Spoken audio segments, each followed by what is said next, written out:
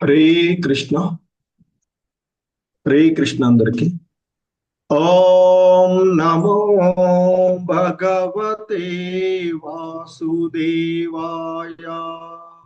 ఓం నమో భగవతే వాసుదేవాయ. ఓం నమో భగవతే వాసుదేవాయ. ఓం నమో భగవతే వాసుదేవాయ. ఓం నమో భగవతే వాసుదేవాయ. ఓం నమో భగవతే వాసుదేవాయ. నారాయణం నమస్కృత్య నరం చైవ నరోత్తమం.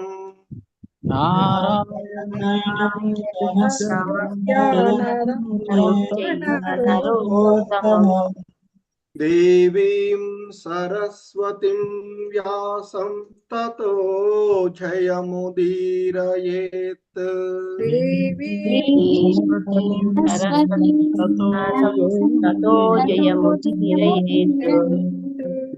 నష్టప్రాయేష్వభద్రేషు నిత్యం భాగవత సేవయా.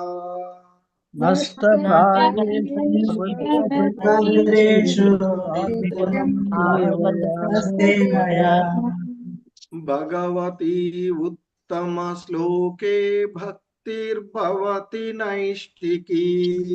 భగవతి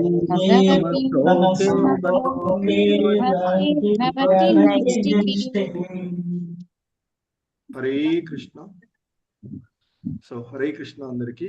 ఈరోజు శ్రీమద్ భాగవతం క్లాసులో మనము 4వ స్కందము గౌణ సృష్టి, అందులో 4వ అధ్యాయమైనటువంటి సతీదేవి దేహ త్యాగము అనేటువంటి ఈ అధ్యాయంలో ఈరోజు మనము 20వ శ్లోకాన్ని ఇస్కాన్ వ్యవస్థాపక ఆచార్యులైనటువంటి శ్రీల ప్రభుపాదుల వారి యొక్క భాష్యం ద్వారా ఈ శ్లోకాన్ని అవగాహనం చేసుకోవడానికి ప్రయత్నం చేద్దాము. హరే కృష్ణ. సో అందరికీ కూడా ఇస్కాన్ మంగళూరు శ్రీ శ్రీ రాధా గోవింద ఆలయం తరపున ఈరోజు ఈ క్లాస్ కి స్వాగతం. హరే కృష్ణ.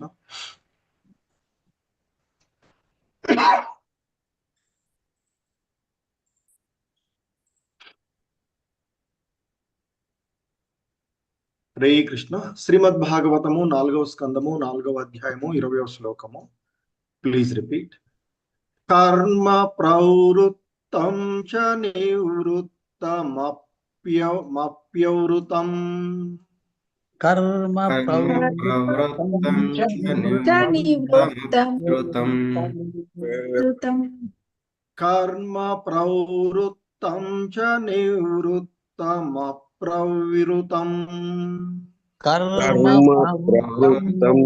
నివృత్తమప్రవృతం. కర్మ ప్రవృత్తం చ నివృత్తమప్రవృతం.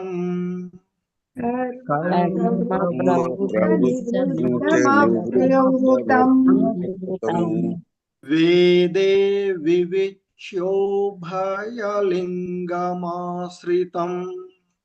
వేదే వివిచ్యో భయలింగమాశ్రితం.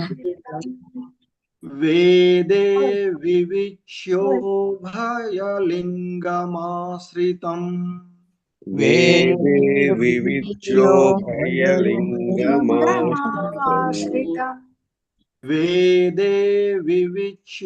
భయలింగమాశ్రితం.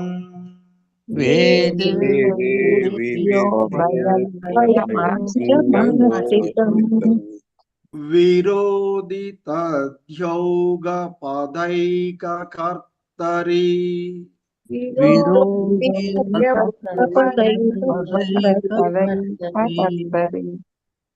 విరోధితధ్యోగ పదైక కర్తరి. విరోధితద్యౌగపతైకకర్తరి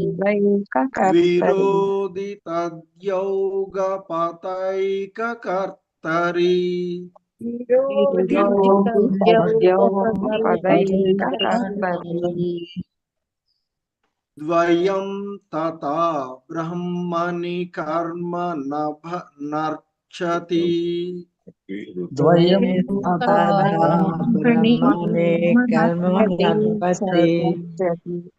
ద్వయం తథా బ్రహ్మణి కర్మ నర్చతి ద్వయం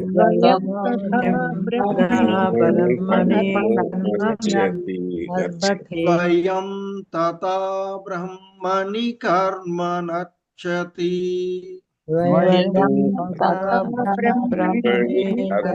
నర్చతి హరే కృష్ణ.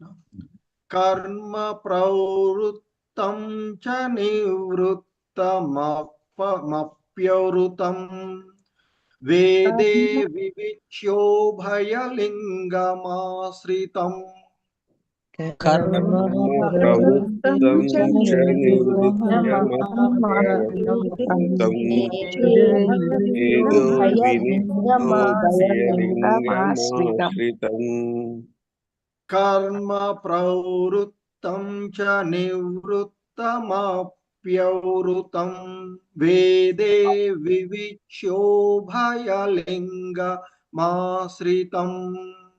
కర్మ ప్రవృత్తం చ నివృత్తమప్యవృతం వేదే వివిచ్యోభయలింగమాశ్రితం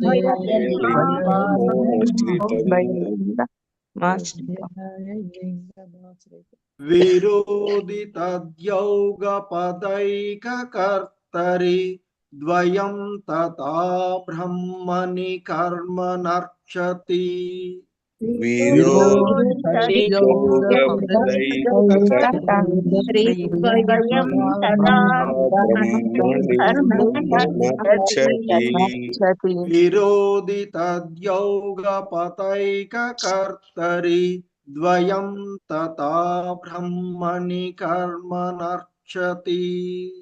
విరోధితద్యౌగపతైకకర్తరి ద్వయం తథా బ్రహ్మణి కర్మ నర్చతి హరే కృష్ణ.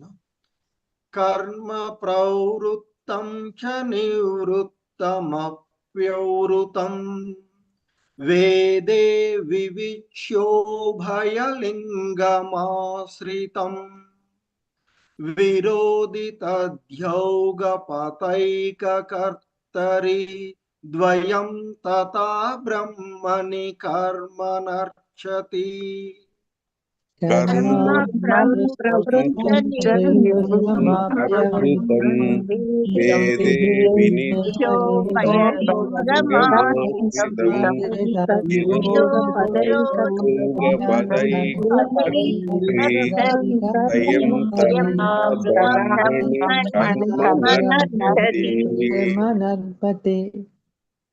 హరే కృష్ణ. శశికళ మాతాజీ, చాముండేశ్వరి మాతాజీ. హరే కృష్ణ ప్రభుజీ, ప్రణామాలు. కర్మ ప్రవృత్తం చ నివృత్యమప్యుతం వేదే వివిచ్చో భయలింగమాశ్రితం విరోధితద్యోగ పదైకకర్తరి ద్వయం తదా బ్రహ్మణి కర్మ నర్చతి. ధన్యవాదాలు మాతాజీ. ప్రభుజీ హరే కృష్ణ. హరే కృష్ణ ప్రభు. కర్మ ప్రవృత్తం చ నివృత్తమప్యరుతం వేదే వివిచ్యో భయలింగమాశ్రితం విరోధితద్యోగపదైకకర్తరి ద్వయం తథా బ్రహ్మణి కర్మ నర్చతి. హరే కృష్ణ ప్రభు. హరే కృష్ణ. హనుమప్రసాద్ ప్రభు, బాల సరస్వతి మాతాజీ, అరుణ మాతాజీ ముగ్గురు. హరే కృష్ణ. హరే కృష్ణ ప్రభుజీ. కర్మ ప్రవృత్తం చ నివృత్తమప్యుతం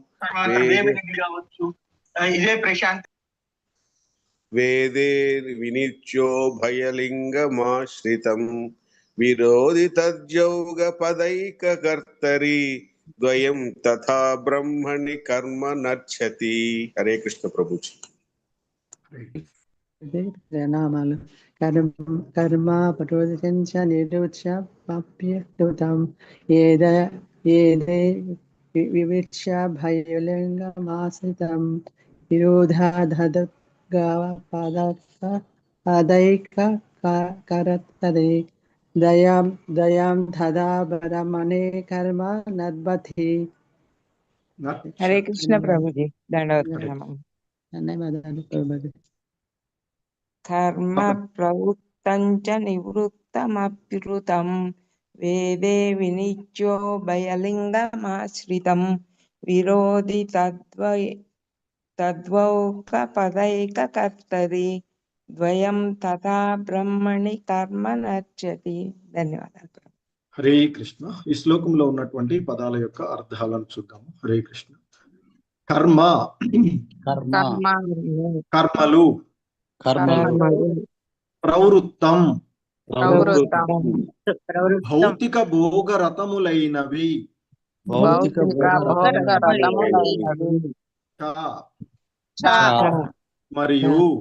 మరియు నివృత్తం, భౌతిక సంగవర్జితములు,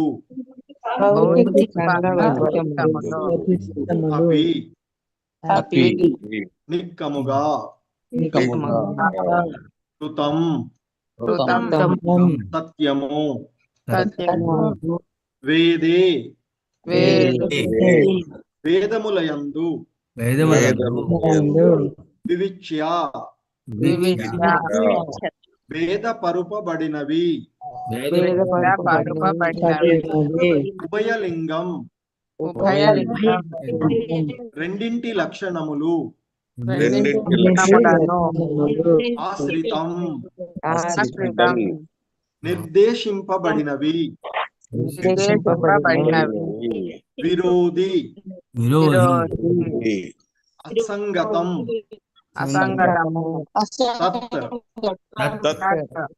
ఆ యోగ పద ఏకకర్తరి రెండు కర్మలను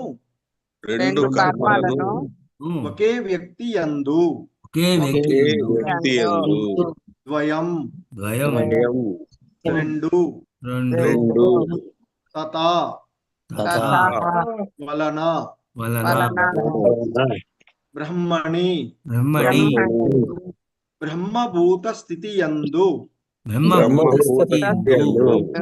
స్థితుడైన వానియందు కర్మ కర్మలు నరుచ్యతి నిర్లక్ష్యము చేయబడును. హరే కృష్ణ. భావము ప్లీజ్. భౌతిక భోగమునందు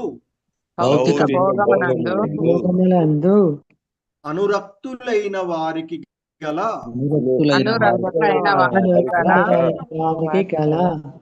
కర్మలు మరియు అసంగులైన వారికి గల కర్మలు అనడి రెండు విధములగు కర్మలకు వేదములయందు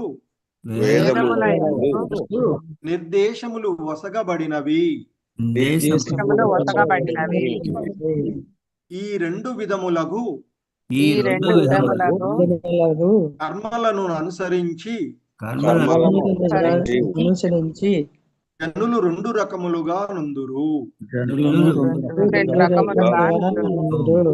వారి లక్షణములు భిన్నంగా నుండును.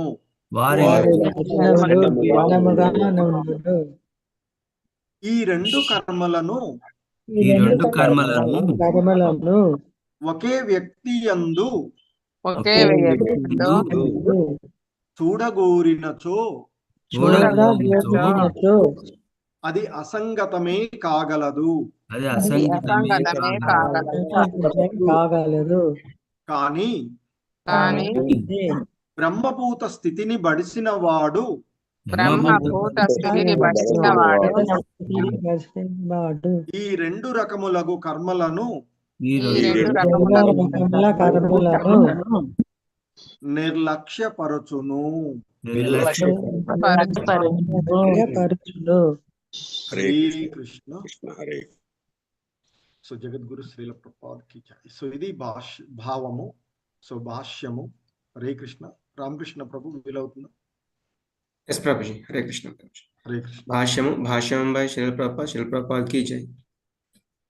భౌతిక జగత్తును భోగించుటకై అరుదించడి బద్ధజీవుడు ఆ విధముగా తన కార్యమును కావించుకొని అంత్యమున ఆ భౌతిక భోగము నుండి విడివడి దివ్యస్థితి యందు ప్రవేశించుటకు అర్హుడయ్యడి రీతిలో వైదిక కర్మలు రచింపబడినవి. బ్రహ్మచర్యము, గార్హస్థ్యము, వానప్రస్థము, సన్యాసమనడి 4 ఆశ్రమములు ఆధ్యాత్మిక జీవన స్థాయికి చేరుటకు మనుషునికి క్రమముగా శిక్షణ నొసగును. గృహస్థుని వేషధారణము మరియు కర్మలు సన్యాసి యొక్క వేషధారణము కర్మలకు భిన్నముగా నుండును. 2 ఆశ్రమములను ఒకేమారు అనుసరించుట మానవునికి అసాధ్యము. సన్యాసి గృహస్థునిగా వర్తింపజాలడు. అలాగుననే గృహస్థుడు సన్యాసిగా వర్తింపజాలడు. వీరిలో గృహస్థుడు భౌతిక కలాపములయందు నెలకొని ఉన్నవాడు కాగా సన్యాసి భౌతిక కలాపములను త్యజించినట్టివాడు. కాని ఈ ఇరువురికిని పరమైన వాడు ఒకడుండును. అతడు వారి నైజమునకు అతీతునిగా నుండును. శివుడు అటువంటి దివ్యస్థితి అందున్నట్టివాడు. పూర్వము తెలుపబడినట్లు అతడు ఆంతరమందు సర్వదా వాసుదేవుని ధ్యానమందు నెలకొని యునుటయే దానికి కారణము. కనుక గృహస్థుని కర్మలు గాని సన్యాసి కర్మలు గాని అతనికి అన్వయించవు. అతడు పరమహంస స్థితిలో ఉన్నట్టివాడు. అతడు పొందియున్నట్టి దివ్యస్థితి భగవద్గీత 2.52-53 అందును వివరింపబడినది. ఫలాపేక్ష రహితముగా కర్మలను అనుసరించుచు భగవత్ సేవయందు పూర్ణముగా నెలకొని ఉన్నప్పుడు మనుజుడు దివ్యస్థితికి చేరగలడని అచ్చట తెలుపబడినది. ఆ సమయమున వైదిక ఉత్తర్వులను లేదా వేదముల విధి నియమములను అనుసరింపవలసిన అవసరము అతనికి ఉండదు. పలు విధములకు కోరికలను పొందుటకై గల వైదిక ఉత్తర్వులను దాటి పూర్ణముగా దివ్య భావన యందే రతమైనప్పుడు, అనగా శ్రీకృష్ణ భగవానుని చింతన యందు లగ్నమైనప్పుడు మనుజుడు బుద్ధియోగము సమాధినందు ఉన్నవాడగును. అటువంటి స్థితి వడసిన వానికి భౌతిక భోగములను పొందుటకై చేయవలసిన వైదిక కర్మలు గాని త్యాగపూర్వకమగు కర్మలు గాని అన్వయించవు. ధన్యవాదాలు ప్రభుజీ. హరే కృష్ణ. హరే కృష్ణ. ధన్యవాదాలు ప్రభు. జగద్గురు శ్రీల ప్రభుపాద్ కీ జై. సో ఇది శ్రీల ప్రభుపాదుల వారి యొక్క భాష్యము ఈ శ్లోకమునకు ఇవ్వబడినటువంటిది. హరే కృష్ణ. సో మనము చూస్తూ ఉన్నటువంటి ఈ అంశాలలో పూర్వపు శ్లోకంలో సతీదేవి ఏంటంటే మనం చూస్తున్న సతీదేవి దేహత్యాగానికి గల పరిస్థితులను విదురుడు అడగగా మైత్రేయముని వివరిస్తూ ఉన్నటువంటి క్రమంలో సతీదేవి తన తండ్రి అయినటువంటి దక్షుడు చేస్తూ ఉన్నటువంటి మహాయజ్ఞ ప్రదేశానికి వెళ్ళడము, అక్కడ తనకు జరిగినటువంటి అవమానము, అలాగే మరి దేవతలలో అగ్రసురుడుగా ఉన్నటువంటి ఆ శివునికి ఆ యజ్ఞ భాగాలు ఇవ్వకపోవడం, ఇవన్నీ గమనించిన తర్వాత తన తండ్రిని ఆమె వారి సమక్షంలో అక్కడ ఉన్నటువంటి బ్రాహ్మణులు, దేవతలు, ఇతర అందరి సమక్షంలో ఆయన యొక్క తప్పులను ఎత్తి చూయించినటువంటిది. శివుని యొక్క తప్పు ఏమీ లేదు, శివుడికి ఉన్నటువంటి స్థితి మహోన్నతమైనది అంటూ ఆమె తెలియచేసినటువంటిది చేసి మరి అటువంటి శివుడు అంటే మహోత్తమైనటువంటి శివుని యొక్క నిందకు పాల్పడినటువంటి కారణంగా మరి సాధారణ జనం శాస్త్రాలను అనుసరించి చేయవలసినటువంటి పరిస్థితులను ఆమె తెలియచేసి, ఇంకా మరి ఆమె ఇతరుల గుణాలను ఎత్తడం కంటే, అంటే దక్షుడిలో ఉన్నటువంటి లోపాలను అన్ని తెలియచేసిన తర్వాత దక్షుడు తనను సమర్థించుకునేటువంటి అవకాశం ఉన్నది అని తెలిసి ఆమె ఆ విధంగా అతనిలో ఉన్నటువంటి గుణాలను ఎన్నకుండా తన యొక్క కర్తవ్యాన్ని ఆమె చెప్తూ మరి నీవు అదముడుగా ఉన్నటువంటివి వాడవు. మరి అటువంటి నీ నుండి పొందినటువంటి ఈ దేహము నాకు అయోగ్యమైనటువంటిది కనుక సో ఏదైనా ఒకటి ఈ దేహానికి పడనటువంటి దాన్ని మనం తీసుకున్నట్లయితే విషాహారాలు లాంటివి తీసుకున్నప్పుడు వాటిని బయటకు ఉమ్మివేయడమే చేయవలసినటువంటి పద్ధతి కనుక నీవు ఇచ్చినటువంటి ఈ దేహాన్ని నేను త్యజించి వేస్తాను, వదిలివేస్తాను అంటూ ఆమె ఇంకా చెప్పినటువంటిది పూర్వపు శ్లోకంలో, ఇతరుల ధర్మాలను విమర్శించుటకు బదులుగా స్వధర్మమును నిర్వహించుట శ్రేయస్కరం. మహామునులకు వేదములు విధి విధానాలను అనుసరించుట అవసరం లేదు కనుక వారు కొన్ని మార్లు వానిని వదిలివేయుచుందురు అని, అలాగే దేవతలకు మానవులకు ఉండేటువంటి సారూప్యాన్ని ఉపమానంగా ఆమె తెలియచేసినటువంటి విషయము. అంతేకాకుండా శివుని వంటి మహాత్ముని ఎన్నడూ నిందించరాదు అనేటువంటిది శ్రీల ప్రభుపాదుల వారి యొక్క భాష్యంలో మనం చివరిగా చూసినటువంటిది ఆ శ్లోకానికి పూర్వం. ఎందుకంటే మనిషి శివుణ్ణి అనుకరించుటకు ప్రయత్నించరాదు అని, దానికి బదులుగా స్వధర్మాన్ని నిష్ఠగా అనుసరించడమే ఆ జీవుడికి శ్రేయస్కరం అవుతుంది అని తెలియచేసినటువంటి విషయాన్ని చూసాం. ఇక ఈరోజు శ్లోకంలో మరి ఇంకా చెప్పబడుతూ ఉన్నటువంటి మైత్రేయ ముని అంటే సతీదేవి చెప్తూ ఉన్నటువంటి విషయాలను ఇక్కడ చెప్తున్నాడు. కర్మ ప్రవృత్తం చ నివృత్తమప్యవృత్తం వేదే వివిచ్యోభయలింగమాశ్రితం విరోధితద్యోగపదైకకర్తరి ద్వయం తథా బ్రహ్మణి కర్మ నర్చతి. సో కర్మ ప్రవృత్తించ అంటే ఇక్కడ కర్మలు ప్రవృత్తించ నివృత్తించ అంటూ రెండు రకాలుగా చెప్తున్నటువంటి, అంటే ఇక్కడ ఈ భౌతిక భోగమునందు ఆసక్తులైనటువంటి వారికి మనకి రెండు రకాలైనటువంటి రెండు మార్గాలైనటువంటి కర్మలు ఉన్నవి అని చెప్తుంటారు. ప్రవృత్తి నివృత్తి కర్మలు అంటే ఇక్కడ ఈ భౌతికమైనటువంటి సెన్స్ గ్రాటిఫికేషన్స్ కోసం ఈ భౌతికమైనటువంటి భోగాల యందు ఆసక్తులైనటువంటి వాళ్ళు చేసేటువంటి కర్మలు, అలాగే ఈ భౌతిక భోగముల యందు నిరాసక్తులై ఉన్నటువంటి వాళ్ళు అసంగులై వైరాగ్యాన్ని ప్రదర్శిస్తూ ఉండే వాళ్ళు చేసేటువంటి కర్మలు అంటూ రెండు రకాలైనటువంటి కర్మలు వేదాలలో వసగ నిర్దేశించబడినవి. అంటే వేద వాస్మయమును అనుసరించి రెండు రకాలైనటువంటి కర్మలు ఉంటాయి అనేటువంటిది ఇక్కడ చెప్తూ ఉన్నటువంటిది. ఒకటి భౌతికమైనటువంటి విషయాల యందు ఆసక్తులై ఉండేటువంటి వాళ్ళు చేసేటువంటి కర్మలు, అటువంటి కర్మలను నివృత్తి కర్మలు అని చెప్పబడుతూ ఉండేటువంటి అటువంటి మార్గం, ఆ మార్గాన్ని అనుసరించేటువంటి వాళ్ళు ప్రవృత్తి కర్మలుగా చెప్పబడుతూ ఉండేటువంటివి. సో అటువంటి మార్గము ప్రవృత్తి మార్గము అని చెప్తూ ఉంటారు. అలాగే ఇక ఆధ్యాత్మిక చింతన యందు ఉండేటువంటి వాళ్ళు చేసేటువంటి కర్మలు, అంటే ఈ భౌతిక భోగ విషయాలకు ఎడ అనాసక్తులై ఉండి వాళ్ళు చేసేటువంటి కర్మలను నివృత్తి కర్మలుగా చెప్పబడేటువంటి, అది నివృత్తి మార్గంగా చెప్పబడుతూ ఉంటుంది. సో ఈ రెండు కూడా వేదాలలో నిర్దేశించబడినవి అని చెప్తున్నారు. అంటే ఇక్కడ ప్రవృత్తి అంటే ఏంటి, ఇక్కడ ఈ మన ఇంద్రియ భోగాలను ఇంద్రియ విషయాల ఎడ ఆసక్తులై ఉండి చేసేటువంటి కర్మలు మనకి మన యొక్క ప్రవృత్తిగా చెప్పబడుతూ ఉండేటువంటిది. సాధారణంగా ఈ ప్రవృత్తి అనేటువంటిది పశువులు అసురులలో కనిపించేటువంటి గాను చెప్పబడుతుంటాయి. ఇక ఆధ్యాత్మిక చింతన యందు ఉండేటువంటి వాళ్ళు ఈ భౌతికమైనటువంటి ఇంద్రియ భోగ విషయాలు ఇంద్రియార్థ విషయాల ఎడ అనాసక్తులై ఉండి చేసేటువంటి కర్మలు. సో ఈ విధంగా మనకి రెండు రకాలైనటువంటి కర్మ మార్గాలు ఉన్నటువంటివి మానవులకు. సో అలాగే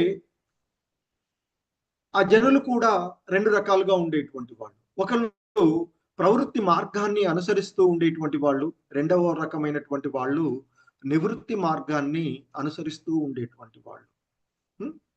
సో అంటే ఇంద్రియ విషయాలను సంతృప్తి పరచడమే లక్ష్యంగా లౌకికమైనటువంటి విషయాలుగా ఉండేటువంటి వాళ్ళు.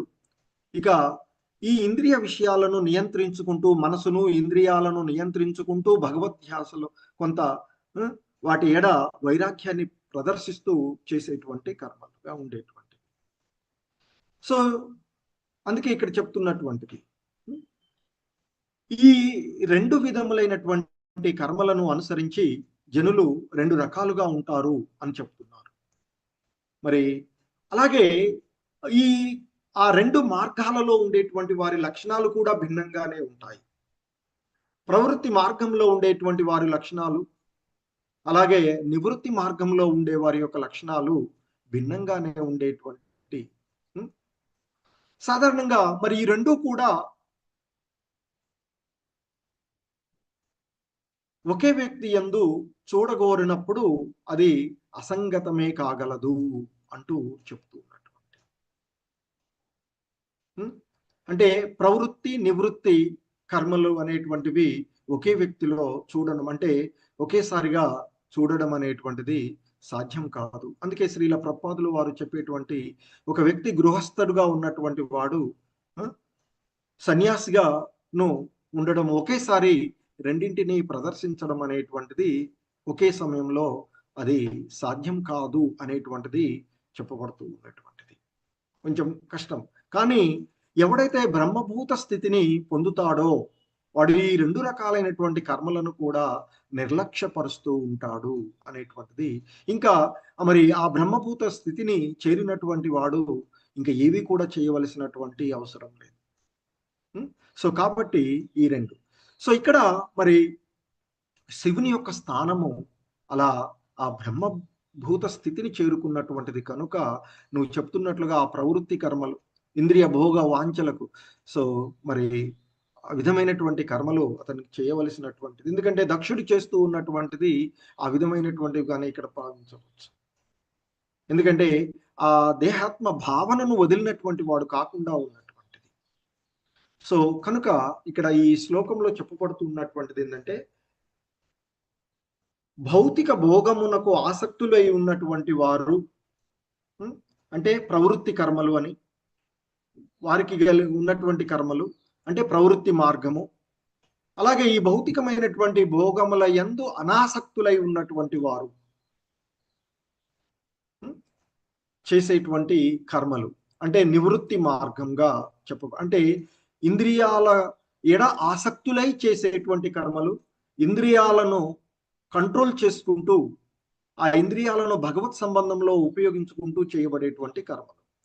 సో ఈ విధంగా మరి ఆ జనులు రెండు రకాలుగా ఉండేటువంటి వారు, ప్రవృత్తి మార్గాన్ని అనుసరిస్తూ ఉండేవాళ్ళు, నివృత్తి మార్గాన్ని అనుసరిస్తూ ఉండేటువంటి వారు. అలాగే వారి యొక్క లక్షణాలు కూడా భిన్నంగానే ఉంటాయి. ఎందుకంటే ప్రవృత్తి మార్గంలో ఉండేటువంటి వాడు ఆ ఇంద్రియ భోగ విషయాలకే, ఆ ఇంద్రియాలను వాటిని తృప్తిపరచుకోవడంలోనే అతని యొక్క జీవితం ఉంటూ ఉంటుంది. సాధారణంగా జంతు ప్రవృత్తి అని చెప్తూ ఉంటారు, లేదా అసుర ప్రవృత్తి అని చెప్తూ ఉంటారు. ఎందుకంటే వాటి ప్రవృత్తి అది. ఉదాహరణకు ఒక సింహం ఉంది, అది జంతువులను వేటాడుతూ ఉంటుంది, దాని ప్రవృత్తి అది. దానికి మరి ఆ విధమైనటువంటి అది దాని యొక్క ఇంద్రియాలు, దాని నాలుక ఆ విధంగా ఉండేటువంటిది. కానీ మరి ఈ ఆధ్యాత్మిక చింతన యందు ఉండేటువంటి వాడు అంటే మానవులు అనేటువంటి అంటే ఆ జంతు మరియు ఆసుర భావాల నుండి బయటపడినటువంటి వాడు మరి ఆ వేదాలలో చెప్పబడినటువంటి ఆ ఆధ్యాత్మిక జీవనాన్ని ప్రారంభిస్తూ తదుపరి వీటి రెండింటికి కూడా ఆ ప్రవృత్తి నివృత్తులకు రెండింటికి కూడా పరుడైనటువంటి వాడుగా మరి ఆ బ్రహ్మభూత స్థితిని పొందడానికే మనకి ఇవన్నీ కూడా ఉన్నవి అంటే వేదాలలో సూచిస్తూ ఉన్నటువంటి విషయాలు చెప్తున్నారు. సో శ్రీల ప్రభుపాదుల వారు వారి యొక్క భాష్యంలో మనకి తెలియచేస్తూ ఉన్నటువంటి విషయాలను చూసినట్లయితే మరి భౌతిక జగత్తును భోగించుటకై అరుదెంచడి బద్ధజీవుడు ఆ విధంగా తన కార్యమును కావించుకొని అంత్యమున ఆ భౌతిక భోగము నుండి విడిబడి దివ్యస్థితి యందు ప్రవేశించుటకు అర్హుడయ్యడి రీతిలో వైదిక కర్మలు రచించబడినవి. అంటే ఇక్కడ ఏంటంటే మనకి వేదాలలో చెప్పబడినటువంటి అంశాలు ఏంటి అంటే ఆ బ్రహ్మచర్యము, గృహస్థ, వానప్రస్థ, సన్యాసము అనేటువంటి 4 ఆశ్రమాలు ఏదైతే ఉన్నాయో అవి ఆధ్యాత్మిక జీవన స్థాయిని చేరుకోవడానికి మనిషికి క్రమంగా శిక్షణ ఇవ్వడానికి ఉన్నవి అని చెప్తారు. అంతే కదా, మన జీవన విధానంలో మనం చూసినట్లయితే మొదటిగా విద్యార్థి దశ, ఇప్పుడున్నటువంటి ఆ బ్రహ్మచర్య లేదా విద్యార్థి దశ అనుకున్నాం. సో ఏంటి ఇక్కడ అంటే మనం మన జీవన విధానాన్ని గురించి బ్రహ్మచర్య లేదా విద్యార్థి దశలో నేర్చుకునేటువంటివి శాస్త్ర సంబంధమైనటువంటి విషయాలు ఇవన్నీ కూడా మరి నేర్చుకోవలసినటువంటివి. అంటే కనుకనే మనకి తదుపరి ఈ భౌతికమైనటువంటి విషయాల ఎడ ఆసక్తులు ఉన్నట్లయితే వాళ్ళు గృహస్థ జీవనాన్ని, అంటే ఈ ఆత్మ ఒంటరిగా ఇంకా మమకార ఆసక్తులను వదిలివేయనటువంటి స్థితిలో ఉన్నటువంటి వాడు గృహస్థ జీవనాన్ని, అంటే గృహస్థ అంటే మరి శాస్త్రాలలో సూచించబడినటువంటి గృహస్థ ధర్మాన్ని పాటిస్తూ ఉండాలి. అంతేగాని గృహమేదిగా కాకుండా గృహస్థుడిగా ఉండవచ్చు, గృహమేది కాకూడదు అనేటువంటిది ఇంతకుముందు కపిల భగవానుల వారు కూడా చాలా చక్కని విశ్లేషణ ద్వారా మనకి వివరించినటువంటివి సాంఖ్య శాస్త్రంలో చెప్పబడినటువంటి చూస్తాం. అంటే ఒక క్రమమైనటువంటి విధానంలో మన వ్యవస్థలో మనం చదువుకుంటున్నాం అనుకోండి, మొదటిగా ఏం చేస్తాము, ఆల్ఫాబెట్స్ నేర్చుకుంటాం, ఆ తర్వాత పదాలను నేర్చుకుంటాం, పదాలను రాయడం నేర్చుకుంటాం, ఒక్కొక్క పదం నేర్చుకుంటాం. ఫస్ట్ ఆ పదాలన్నింటినీ క్రమ పద్ధతిలో అమర్చి రాయడం నేర్చుకుంటాం, ఆ తర్వాత ఒక సెంటెన్స్ రాయడం నేర్చుకుంటాం.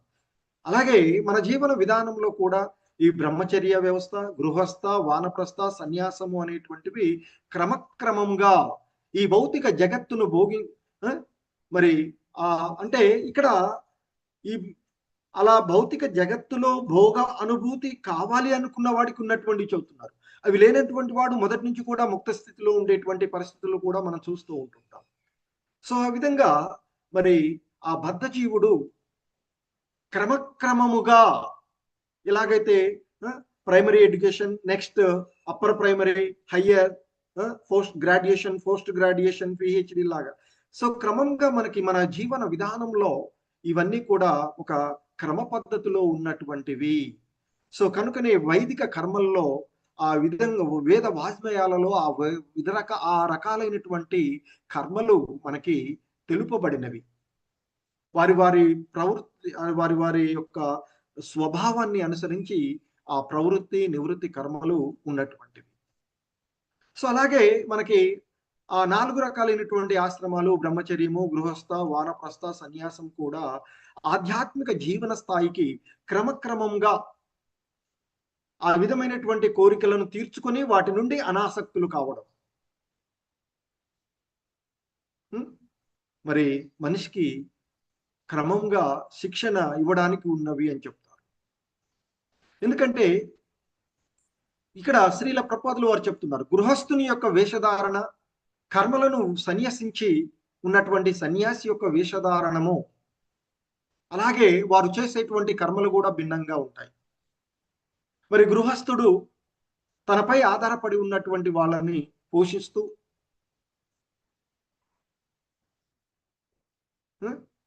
సో అదే సమయంలో తాను ఆధ్యాత్మికమైనటువంటి విషయాల ఎడ కూడా చింతన కలిగి కొంత ఒక రకం ఉండేటువంటి విధానంగా ఉంటుంది. కానీ సన్యాసి అనేటువంటి వాడు గృహస్థ విషయాలకు సంబంధం లేదు కాబట్టి అతని యొక్క వేషధారణ కూడా భిన్నంగానే ఉంటుంది.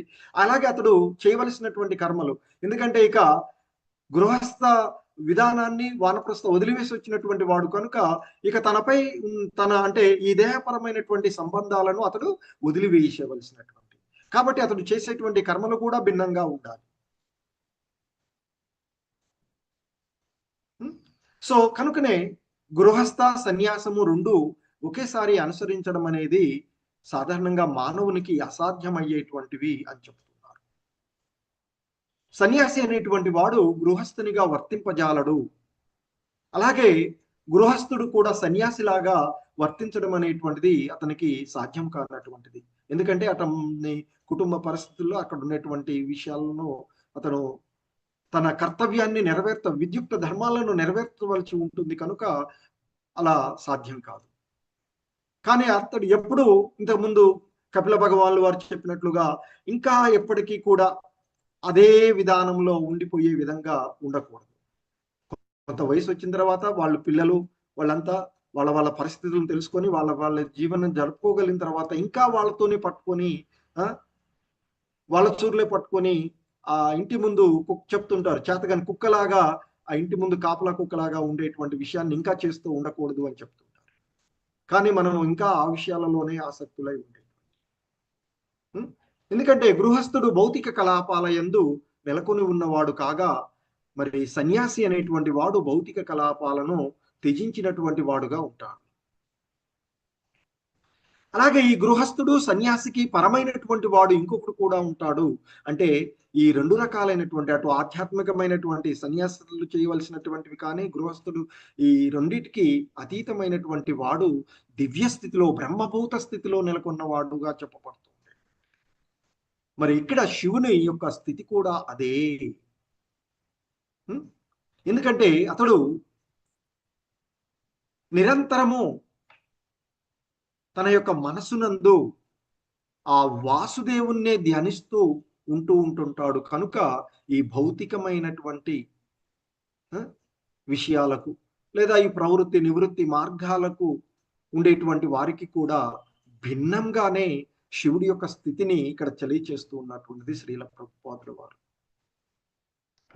సో కనుక గృహస్థుని యొక్క కర్మలు కానీ సన్యాసిని యొక్క కర్మలు కానీ అతనికి అన్వయించవు అనేటువంటిది. అంటే శివుని గురించి చెప్తున్నారు, శివుని యొక్క స్థితిని గురించి చెప్తూ మరి దక్షుడు భావించినట్లుగా శివుని యొక్క స్థితి కాదు, అది ఈ రెండింటికి పరమైనటువంటిది. సో ఎందుకంటే అతడు మనసునందు సర్వదా ఆ వాసుదేవుని యొక్క ధ్యానంలోనే ఉంటాడు కనుక అటు గృహస్థుడు చేసేటువంటి కర్మలు కానీ సన్యాసి కర్మలు కానీ ఆ శివునికి ఉండవు. ఎందుకంటే అతడు పరమహంస స్థితిలో ఉన్నటువంటి వాడు. సో మరి అంటే ఆ సన్యాస స్థితిని కూడా అధిగమించి ఉన్నటువంటి వాడు, లేదా సన్యాసంలో అత్యున్నతమైనటువంటి స్థితి పరమహంస స్థితిగా చెప్పుకుంటాం. మనం 4 స్థితులు చెప్తాం సన్యాస. సో అందులో పరమహంస స్థితి అనేటువంటి అత్యుత్తమమైనటువంటిదిగా చెప్పబడినటువంటిది. సో కనుకనే మనకి ఇక్కడ శ్రీల ప్రభుపాదుల వారు మరి ఆ దివ్యమైనటువంటి స్థితి ఎలా వస్తుంది ఏంటి అనేటువంటిది భగవద్గీతలో 2వ అధ్యాయమైనటువంటి గీతాసారము లేదా సాంఖ్యయోగము అనేటువంటి అధ్యాయంలో 52 మరియు 53వ శ్లోకాలను ఇక్కడ మనకి శ్రీల ప్రభుపాదుల వారు కోట్ చేస్తూ ఉన్నటువంటిది. ఎందుకంటే ఆయన శ్రీకృష్ణ భగవానుడు అర్జునుడితో చెప్తారు అర్జునుడి యొక్క స్థితి. ఎందుకంటే మోహ కారణంగా ఆయన ఎవరినో చంపుతున్నాను, తన పితామహుడు అయినటువంటి భీష్ముణ్ణి, తన గురువు అయినటువంటి ద్రోణాచార్యుడు వంటి వాళ్ళను చంపి రాజ్యాన్ని పొందితే రక్త పంకిలమే అవుతుంది కదా అంటూ ఆ మోహ స్థితిలో ఈ దేహపరమైనటువంటి సంబంధాలనే శాశ్వతంగా భావించి ఉన్నటువంటి వాడు. అలాంటి స్థితి నుంచి ఎప్పుడైతే అతడికి శరణాగతుడవుతాడో ఆ ఆత్మజ్ఞానాన్ని, విద్యుక్త ధర్మాలను, ఫలాసక్తి రహితమైనటువంటి కర్మలను, స్థితప్రజ్ఞుడి యొక్క లక్షణాలను ఇవన్నీ కూడా చెప్తూ స్థితప్రజ్ఞుడి గురించి చెప్తారు. ఓ అర్జున, ఎప్పుడైతే నీ యొక్క బుద్ధి దట్టమైనటువంటి మోహ అరణ్యము నుండి, మోహము అనేటువంటి అరణ్యం, ఒక దట్టమైనటువంటి అరణ్యంలో ఉన్నాం అనుకోండి మనం, ఇక ఆ అరణ్యంలో అక్కడే ఉండిపోతాం. కానీ ఆ అరణ్యం నుండి బయటపడాలి అంటే ఈ మోహము అనేటువంటిది ఒక దట్టమైనటువంటి అరణ్యంగా చెప్తున్నారు. మోహం, మాయ, మిథ్య భావన అనేటువంటిది ఒక దట్టమైనటువంటి మోహ అరణ్యంగా చెప్తూ ఉన్నారు ఆయన. అందుకే ఆయన అంటారు, యదా తే మోహ కలిలం బుద్ధిర్వతి తరిష్యతి. వ్యతి తరిష్యతి అంటే దాటగలుగుతుందో, అంటే నీ బుద్ధి ఎప్పుడైతే దట్టమైనటువంటి ఆ మోహ అరణ్యమును దాటగలుగుతుందో అప్పుడు నీకు నేను బోధించినటువంటి ఆ విషయాలలో వినినటువంటి వాటి పట్ల, ఇంకా వినవలసినటువంటి వాటి పట్ల నీవు ఉపేక్ష వహిస్తావు అంటూ చెప్తారు. మరి ఎందుకంటే మనిషి యథార్థంగా శ్రీకృష్ణుడితో అతనికి గల సంబంధాన్ని అర్థం చేసుకున్నప్పుడే అతడు మరి ఆ బ్రహ్మ స్థితి, ఆ బ్రాహ్మణ స్థితి, అంతకు ఉండేటి ఉన్నతమైనటువంటి స్థితిలు వాటన్నిటినీ కూడా మరి అర్థం చేసుకున్నప్పుడే, బ్రాహ్మణుడైనప్పుడే సహజమైనటువంటి కామ్య కర్మల పట్ల పూర్తిగా ఉపేక్ష వహిస్తాడు అని చెప్తుంటారు. సో కనుకనే అందుకే ఇక్కడ ఆయన చెప్తున్నటువంటిది, సో నీ బుద్ధి ఎప్పుడైతే ఈ దట్టమైనటువంటి మోహము అనేటువంటి అరణ్యం నుండి దాటగలుగుతుందో అని చెప్తారు. అలాగే ఇంకా చెప్తారు ఆ 53వ శ్లోకంలో, ఓ అర్జున, ఎప్పుడు నీ మనసు వేదాల అలంకృత వాక్కులచే, ఎందుకంటే వేదాలలో మరి కొన్ని మృదు మధురమైనటువంటి పదాలుగా చెప్పబడుతూ ఉండేటువంటి, అదే కామ్య కర్మలుగా చెప్పబడుతుంది. ఈ రకమైన కర్మ చేస్తే ఈ రకమైన ఫలం వస్తుంది, ఇంద్రలోకానికి వెళ్ళొచ్చు, చంద్రలోకానికి వెళ్ళొచ్చు, లేదా రాజ్యాధికారాన్ని పొందవచ్చు అనేటువంటివి కొన్ని ఉన్నవి. ఎవరికి అంటే ఆ ఇంద్రియ భోగ వాంఛల పైన ఆసక్తులను కలిగి ఉన్నటువంటి వారి కొరకు చెప్పబడినటువంటివి. మరి ఆ విధంగా ఆ ఇంద్రియ భోగ వాంఛలను నెరవేర్చుకోవడానికి ఆ వేదాలలో మరి అలంకృత వాక్కులు అని చెప్తారు. అందుకే చెప్తారు, శృతి విప్రతిపన్నాతే యదాస్తాస్య స్థి నిశ్చలా. సో కాబట్టి మరి ఆయన చెప్తారు, ఓ అర్జున, ఎప్పుడు నీ మనసు వేదాల అలంకృత వాక్కుల చేత ఇక ఏమాత్రము కలత చెందదో, అంటే ఇంకా ఆ విషయాలను గురించి అయ్యో ఇంకా ఇది చేస్తే ఇది వస్తుందా అలాంటి వాటి ఎడ కలత చెందదో, ఎప్పుడు అది సమాధి స్థితిలో స్థిరపడుతుందో, అంటే బుద్ధియోగ స్థితిలో, అంటే అనగా శ్రీకృష్ణ భగవానుని చింతన ఎందే లగ్నమై ఉండేటువంటి స్థితి. ఎలాగైతే ఇప్పుడు శివుని యొక్క స్థితి సర్వం నిరంతరము వాసుదేవ మయ, ఆ వాసుదేవుని నామాన్ని నిరంతరము ధ్యానించేటువంటి స్థితి మరి ఆ శివుడిది. అందుకే ఆ భగవంతుని చింతన ఎందే ఉండేటువంటి వాడు కనుక అతడు ఆ బుద్ధి యోగము అంటే సమాధి స్థితి యందు ఉన్నటువంటి వాడు, అంటే బ్రహ్మభూత స్థితి యందు ఉన్నటువంటి వాడు అతడు. మరి అందుకే ఆ సమాధి స్థితిలో స్థిరపడుతుందో అంటే నిరంతరము సమాధి స్థితి ఏంటి, నిరంతరము ఇక ఆ భగవంతుని సంపూర్ణంగా అన్నిటినీ ఆ భగవంతునికి సమర్పించేటువంటి. అందుకే కదా అష్టాంగ యోగ విధానంలో యమ నియమ ఆసన ప్రాణాయామ ధారణ ప్రత్యాహార ధ్యానము చివరికి సమాధి స్థితి. ధ్యానం చేయాలి మొదట్లో మనస్సులో ఆ భగవంతుని స్థిరపరచుకొని అన్ని ఆ విష్ణు జపం, ఆ భగవంతుని నామజపం ధ్యానం చేస్తూ చేస్తూ చేస్తూ చివరికి ఇక ఆ భగవంతుని యొక్క చింతన ఎందే పూర్తిగా లగ్నమై పరిపూర్ణంగా లగ్నమైనప్పుడు సమాధి స్థితి అవుతుంది. అప్పుడు నీవు దివ్య చైతన్యమును పొందినటువంటి వాడవవుతావు అంటూ అక్కడ అర్జునుడికి చెప్తారు. అంటే సమాధి స్థితి గురించి అక్కడ ఓకే సమాధి స్థితి లో అంటే ఆ స్థిత ప్రజ్ఞుడి యొక్క లక్షణాలను అర్జునుడు అడిగినప్పుడు చెప్పినటువంటి. సో స్థిత ప్రజ్ఞుడు గురించి ఇంకా ఎప్పుడైతే ఈ విధంగా చెప్తాడో అర్జునుడు ఇంకా స్థిత ప్రజ్ఞుడు ఏ విధంగా నడుస్తాడు ఏంటి అనేది అడుగుతాడు, అది వేరే విషయం. సో కాబట్టి ఆ విధంగా మనిషి మరి ఫలాపేక్ష రహితంగా కర్మలను వనరించుతూ ఆ భగవత్ సేవన యందు పూర్ణంగా నెలకొనినప్పుడు మనుజుడు దివ్య స్థితికి చేరుకోగలడు అనేటువంటిది మనకి భగవద్గీతలో సాక్షాత్తు ఆ జగద్గురు కృష్ణ భగవానులు వారు చెప్పబడినటువంటి విషయాన్ని ఇక్కడ మనకి కోట్ చేసినటువంటిది. సో మరి అలా ఉన్నప్పుడు ఇక వైదిక ఉత్తర్వులు లేదా వేదముల విధి నియమములను అనుసరించవలసిన అవసరము అతనికి ఉండదు.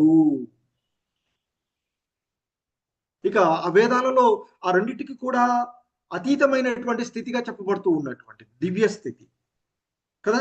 సో కనుకనే ఆ రెండింటినీ కూడా అవసరం అతనికి ఉండదు అని చెప్తారు. పలు విధములకు కోరికలను పొందుటకే ఆ వైదిక ఉత్తర్వులను దాటి పూర్ణంగా దివ్య భావన ఎందే వ్రతమైనప్పుడు మనిషి బుద్ధి యోగమునందు ఉన్నవాడుగా చెప్తారు.